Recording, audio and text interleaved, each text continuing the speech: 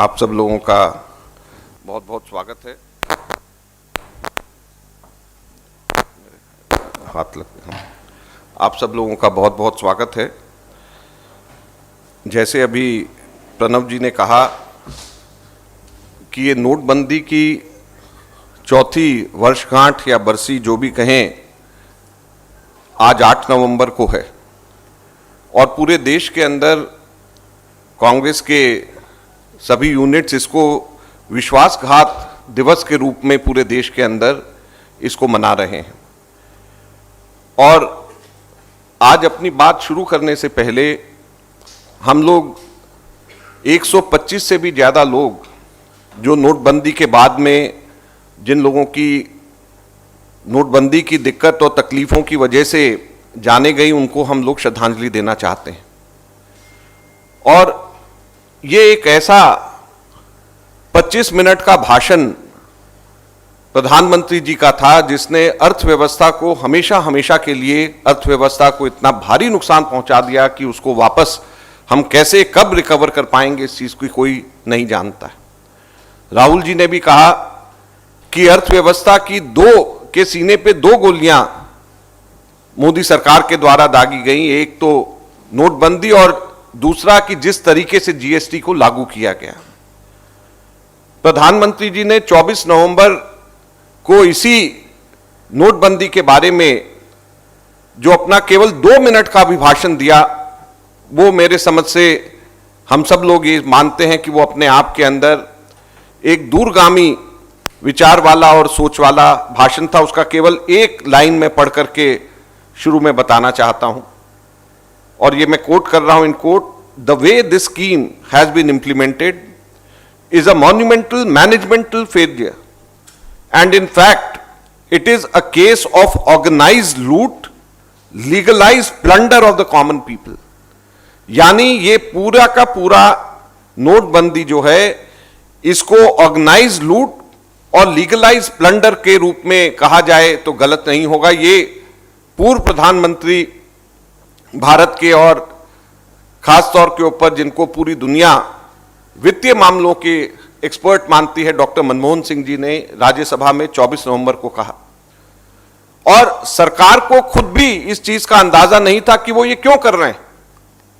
लिहाजा 8 अलग अलग कारण अलग अलग समय के ऊपर दिए गए। मैं आप लोगों को आज हमारी प्रेस रिलीज के साथ में एक 3 पेज का और अलग से डॉक्यूमेंट दे रहे हैं जिसमें हम डेट वाइज हम आपको बताएंगे कि कैसे कब कब ये गोल पोस्ट या कारण शिफ्ट करे गए कि क्यों ये नोटबंदी करे जा रही है और इससे क्या फायदा होगा। जैसे पहली बार जब 8 नवंबर को प्रधानमंत्री जी ने नोटबंदी क्यों कर रहे हैं इसके बारे में जब राष्ट्र के नाम संदेश दिया तो उन्होंने 18 बार उन्होंने कहा कि काला धन को रोकने के लिए यह किया जा रहा है और 5 बार यह कहा कि जाली नोटों को रोकने के लिए किया जा रहा है।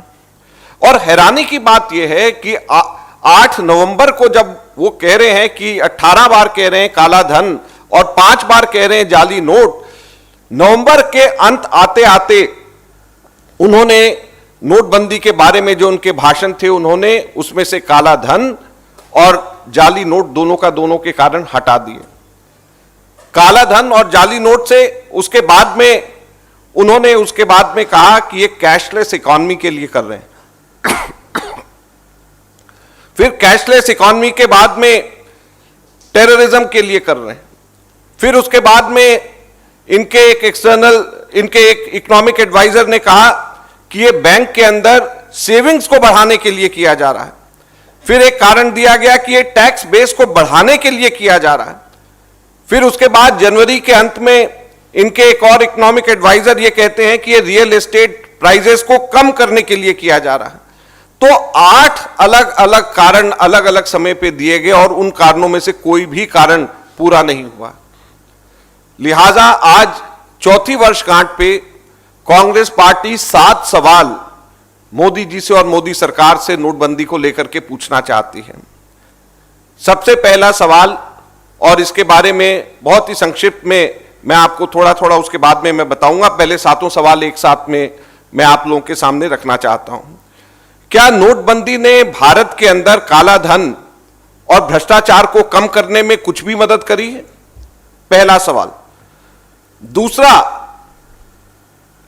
कि नोटबंदी के बाद में जाली नोट क्यों हिंदुस्तान में बढ़ गए हैं, जबकि खुद मोदी सरकार ने, मोदी जी ने 8 नवंबर को 5 बार, जैसे मैंने कहा अपने भाषण में कहा कि जाली नोट खत्म करने के लिए कहे गए। लेकिन मैं आपको बताऊंगा अभी आगे आंकड़ों से कि जाली नोट कैसे हिंदुस्तान में बढ़ गए हैं। और ये हमारे आंकड़े नहीं है, खुद सरकार के, भारत सरकार के आंकड़े हैं। तो हमारा प्रश्न है कि नोटबंदी के बाद में जाली नोट क्यों भारत में उनका संक्रमण बढ़ गया है। तीसरा, कि कैश ट्रांजैक्शन से कहते थे कम हो जाएगा इससे, तो नोटबंदी के बाद कैश ट्रांजैक्शन क्यों बढ़ गए? और दूसरा, इसके साथ और भी महत्वपूर्ण प्रश्न है इसी के साथ में कि क्या हिंदुस्तान में कैश ट्रांजैक्शन बंद होने चाहिए? क्या हिंदुस्तान ये अफोर्ड कर सकता है कि यहां पर पूरी की पूरी हमारी इकोनॉमी कैशलेस हो जाए? चौथा, कि क्या टेररिज्म इस डिमोनेटाइजेशन से कम हुआ है? पांचवा, जो बहुत महत्वपूर्ण है, कि क्या बैंकों के अंदर सेविंग्स बढ़ गई हैं? छठा, कि इन्होंने कहा था जैसे कि नोटबंदी के बाद रियल एस्टेट सेक्टर को बड़ा फायदा होगा, तो क्या रियल एस्टेट सेक्टर को फायदा हुआ है? आज रियल एस्टेट सेक्टर कहां पे है? और सातवां, जो सबसे महत्वपूर्ण प्रश्न है, कि डिमोनेटाइजेशन, नोटबंदी की वजह से भारत के अंदर बेरोजगारी जो बढ़ी है उसका कौन जिम्मेवार है, और इसका बेरोजगार और रोजगार के ऊपर इसका क्या असर पड़ा है, यह भी हम आप लोगों को बताना चाहेंगे। सबसे पहले काले धन के ऊपर आते हैं। आरबीआई के बोर्ड ने जब अपनी अप्रूवल डिमोनेटाइजेशन के लिए दी तो उन्होंने साफ ये उसके अंदर अप्रूवल में ही ये कहा कि भारत के अंदर काला धन लोगों का या तो सोना, गोल्ड के रूप में या रियल एस्टेट, जमीन के रूप में है, और इसके लिए, इस वजह से उनका यह मानना था कि इसका काला धन के ऊपर कोई असर नहीं होगा। और वही हुआ। टोटल 500 और 1000 के 15.41 लाख करोड़ रुपए के नोट सर्कुलेशन में थे, और नोटबंदी के बाद में इसमें से 99.3% नोट वापस आ गए।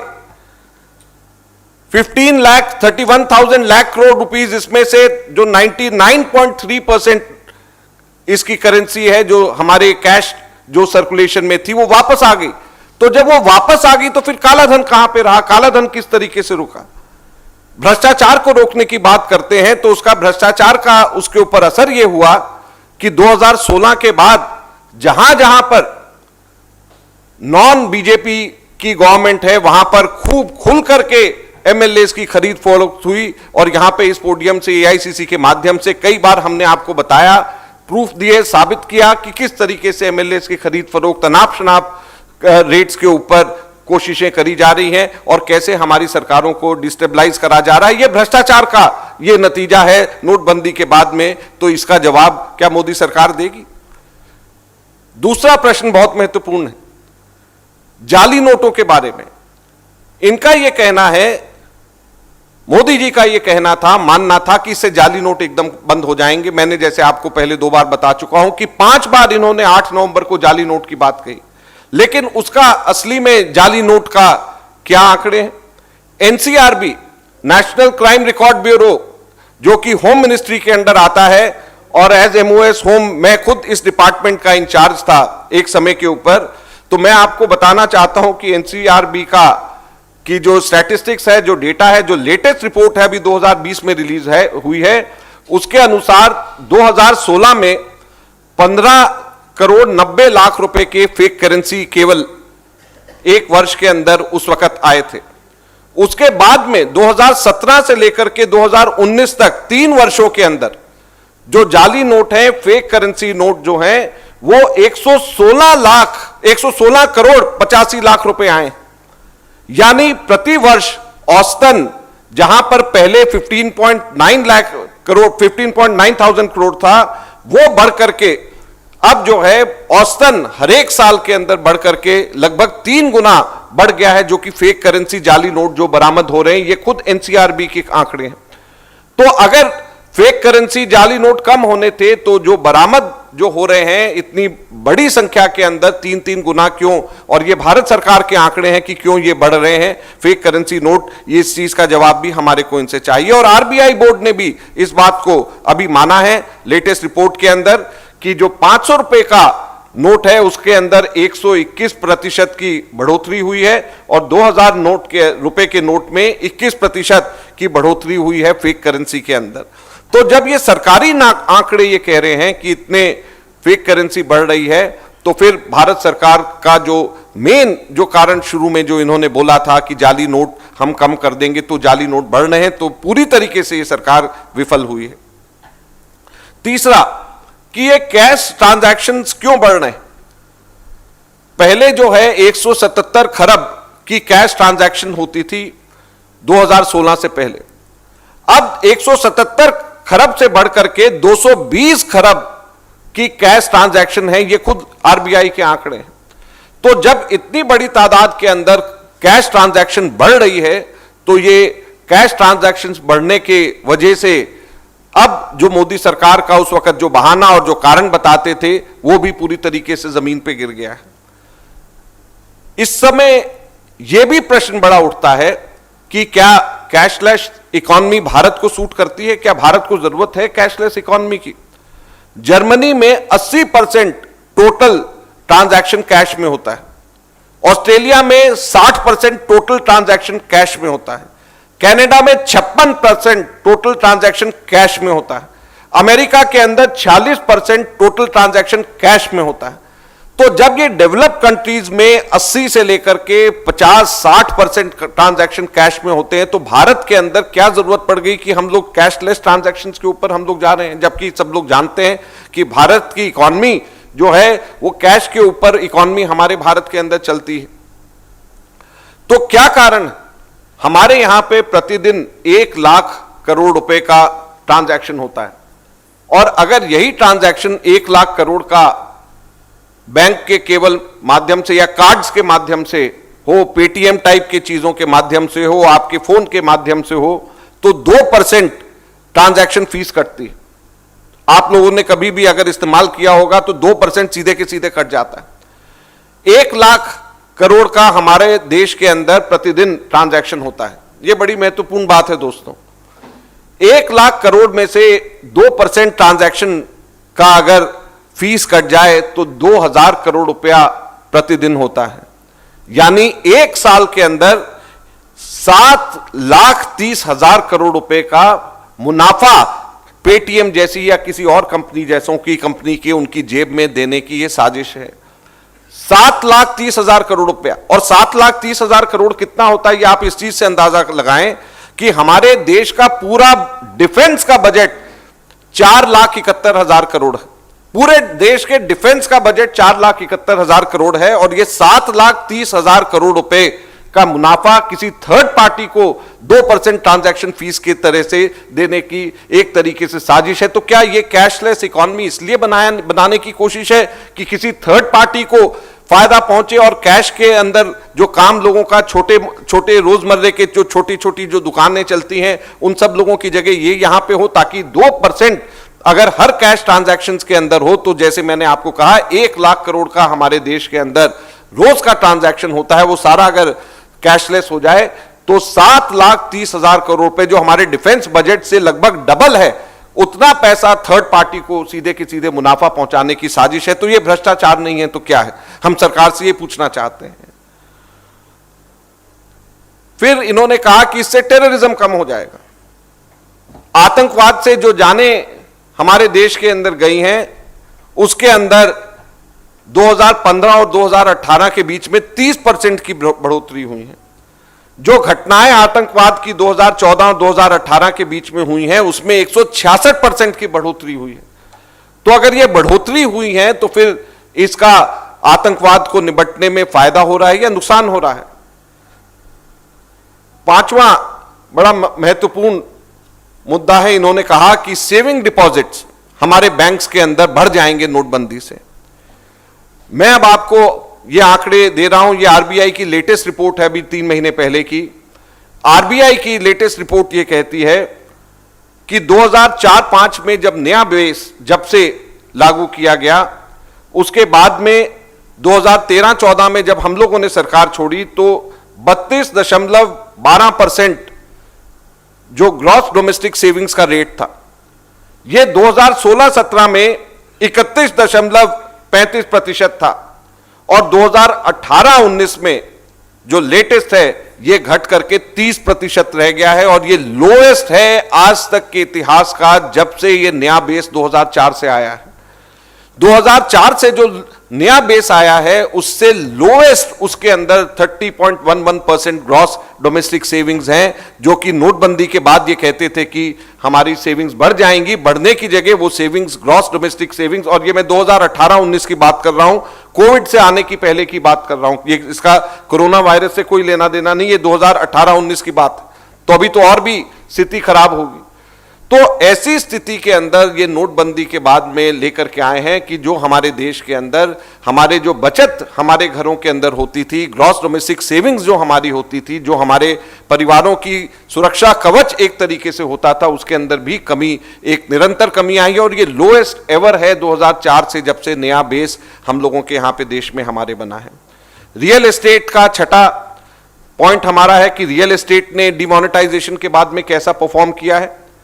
तो इस वक्त हमारे देश के अंदर 13,19,000 मकान खाली हैं, 13,19,000 मकान बन करके पड़े हुए हैं और खाली हैं, कोई उनको खरीदने वाला नहीं है। ये गुड़गांव, नोएडा, ये सब जगहों के ऊपर इस तरीके से हमारे देश में हर शहर के अंदर ये मकान बन करके तैयार हैं और इनकी टोटल वैल्यू 9,38,000 लाख करोड़ रुपया है, 9.38 लाख करोड़ रुपीस इसकी वैल्यू है और ये सारे के सारे मकान हमारे बन करके तैयार पड़े हुए हैं और यहां पर इनमें कोई खरीदने वाला, इनके अंदर कोई आने वाला नहीं है।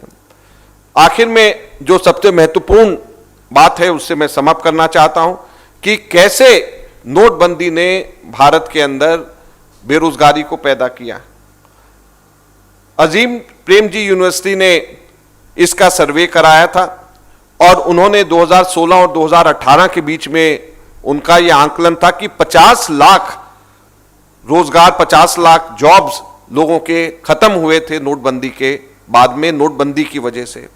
सीएमआई की एक रिपोर्ट ने यह कहा कि 1,10,00,000 जॉब जो हैं 2018 तक के अकेले नोटबंदी की वजह से गए हैं। सीएमआई ने तो इसको 1,10,00,000 नौकरियों का इन्होंने बोला था। प्रणव जी ने भी शुरुआत में बोला कि कैसे इनफॉर्मल इकोनॉमी, हमारे जो छोटे रेडी पटरी वाले जो लोग थे, जो छोटे रोजमर्रा के काम करने वाले लोग हैं, उन लोगों की अर्थव्यवस्था के ऊपर भी कैसे विपरीत प्रभाव नोटबंदी का पड़ा, ये भी हम सब लोगों ने उस वक्त देखा।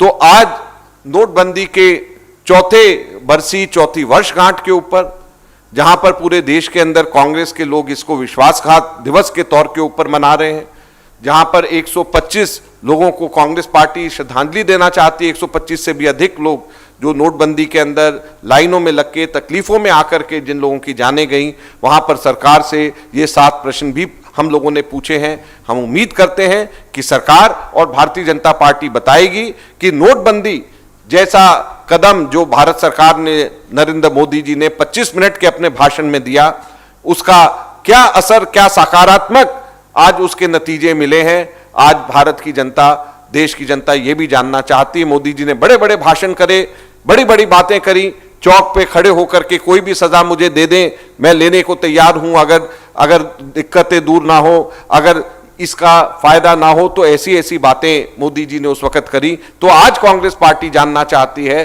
कि जो 7 सवाल, 7 प्रश्न हमने नोटबंदी को लेकर के करे हैं, इनका जवाब दें, बताएं कि किस प्रकार से देश को फायदा हुआ, चाहे वो रोजगार का मसला हो, चाहे काला धन का मसला हो, चाहे जाली नोटों का मसला हो, हर तरीके से हर जगह के ऊपर सरकार विफल रही है, पूरी तरीके से विफल रही है। ये हमने आंकड़ों के द्वारा और सरकारी आंकड़ों के द्वारा हमने आज देश की जनता के सामने रखा है और हम उम्मीद करते हैं कि मोदी जी और भारत सरकार और भारतीय जनता पार्टी इन 7 प्रश्नों का जवाब जरूर देगी। नमस्कार। आपको लगता है कि एग्जिट पोल में जो नतीजे आ रहे हैं उसमें रोजगार ने एक बड़ा रोल प्ले किया? देखिए, रोजगार तो पूरी एक बड़ी विफलता भारतीय जनता पार्टी की और जहां जहां पे एनडीए की सरकारें हैं वहां पे है ही है और इसी वजह से जब हमारे गठबंधन ने कहा कि हम 10 लाख नौकरियां देंगे, तो पहले जो नीतीश कुमार मजाक उड़ा रहे थे, उन्होंने उसके बाद उसी को कॉपी करना शुरू कर दिया। तो जाहिर बात है कि आज ना केवल बिहार में बल्कि पूरे देश में युवाओं के अंदर एक बहुत बड़ा गुस्सा है।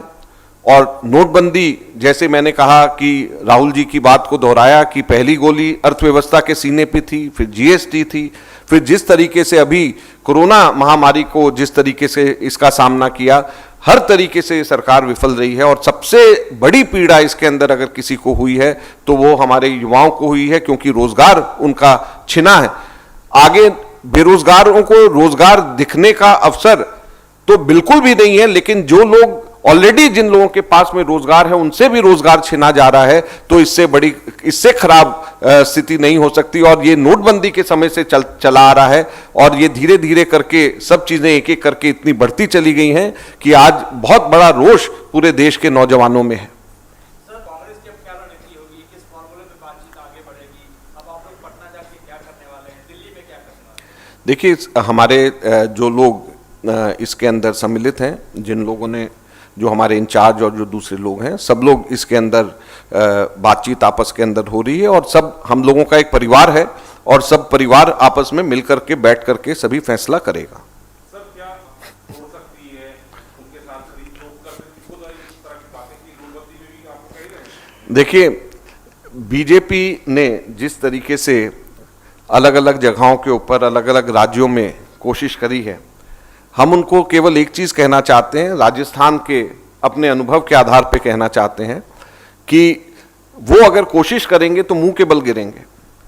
आज राजस्थान के अंदर क्या स्थिति है? राजस्थान में उन्होंने कोशिश करी लोकतंत्र की हत्या करने की, तो उसका नतीजा क्या है? उसका नतीजा ये है कि अभी जो स्थानीय निकाय चुनाव जो हुए हैं, उसमें कांग्रेस को आज तक के इतिहास में सबसे ज्यादा वोट मिले। आज तक की हिस्ट्री में जयपुर के अंदर, जोधपुर के अंदर और कोटा के अंदर, जो 3 नगर निकाय जो सबसे बड़े वहां के शहर हैं, चुनाव हुए हैं, आज तक की हिस्ट्री में कांग्रेस को इतने वोट नहीं मिले हैं जितने वोट कांग्रेस को इस नगर निकाय चुनावों के अंदर मिले हैं। और भाजपा को यह समझ लेना चाहिए कि जनता बड़े ध्यान से देखती है, और जब वो लोकतंत्र की हत्या की करने की कोशिश, कहीं पे भी कोशिश करते हैं, तो जनता वापस उनको सजा भी देती है।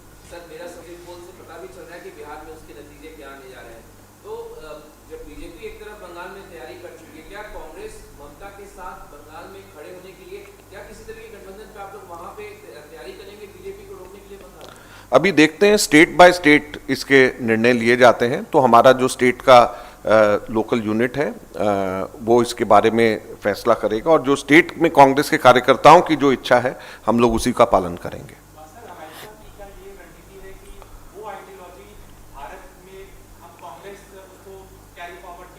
देखिए, हम लोग जो हैं, कांग्रेस पार्टी का ये मानना है कि हम किसी भी और दूसरे देश के उनकी राजनीति के अंदर हस्तक्षेप हमको नहीं करना चाहिए, और ये हमारा मानना हमेशा से रहा है। और जब हमारी सरकार भी रही है, हमने कभी भी दूसरे देश की राजनीति के अंदर हस्तक्षेप करने की कोशिश नहीं करी है। हमने कभी भी प्रत्यक्ष या परोक्ष रूप से ऐसा मैसेज देने की हमारे नेताओं ने कोशिश नहीं करी कि वहां के इलेक्शंस के अंदर कोई एक कैंडिडेट उनका प्रिय है और कोई एक कैंडिडेट को वोट दिया जाए। हमने प्रत्यक्ष या परोक्ष रूप से कभी भी ये कोशिश नहीं करी है, और हमारा हमेशा से मानना है कि दूसरे देशों की राजनीति के अंदर हमारे देश को और हमारे देश के नेताओं को, हमारे देश की राजनीतिक पार्टियों को नहीं कहीं पे भी आना चाहिए।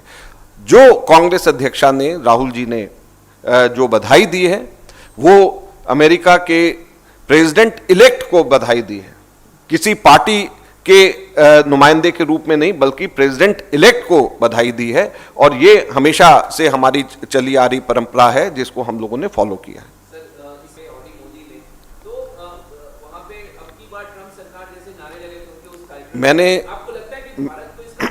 मैंने इसीलिए मैंने कहा कि हम लोगों ने, कांग्रेस पार्टी ने, हमारी नेताओं ने, हमारी सरकारों ने प्रत्यक्ष या परोक्ष रूप से कभी भी किसी भी दूसरे और देश की राजनीति में हस्तक्षेप नहीं किया, क्योंकि हम इसको सही नहीं मानते।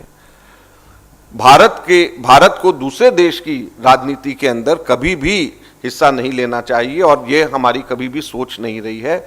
उनकी सार्वभौमिकता की, हमारे को वहाँ के लोगों की सोच की और सार्वभौमिकता को हम लोगों को उसको आदर करना चाहिए, और इसलिए हम लोग कभी भी उसमें प्रत्यक्ष परोक्ष रूप से हिस्सा नहीं लेते हैं।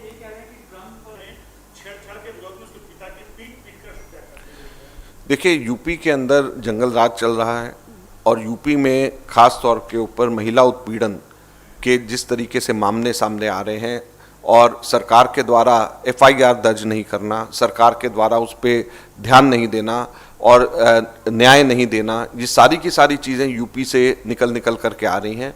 और कांग्रेस पार्टी के कार्यकर्ताओं ने देश भर में इसके खिलाफ में प्रदर्शन भी करा है, और जिस तरीके की घटनाएं हाथरस में और यूपी के अलग अलग इलाकों के अंदर हुई हैं, हमारे कांग्रेस के कार्यकर्ताओं ने सड़क के ऊपर पूरे देश भर में इसके खिलाफ में आंदोलन किया है, और हम लोग हमेशा इसकी ऐसी निंदा करते हैं।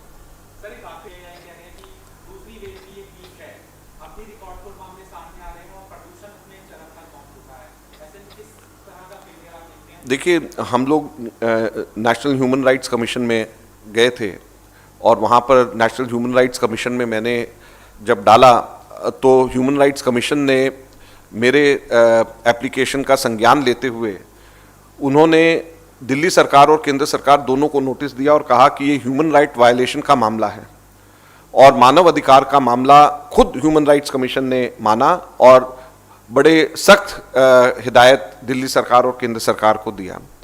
दुख की बात यह है कि सिवाय लीपापोती, सिवाय एडवर्टीजमेंट्स और सिवाय आंकड़ों को छिपाने की अलावा दोनों सरकारों ने कुछ नहीं किया।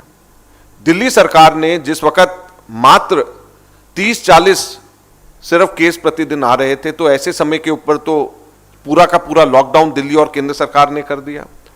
अब जब दिल्ली के अंदर 7,000 से अधिक केस आ रहे हैं, तो दिल्ली के अंदर सब चीजें खोलते जा रहे हैं।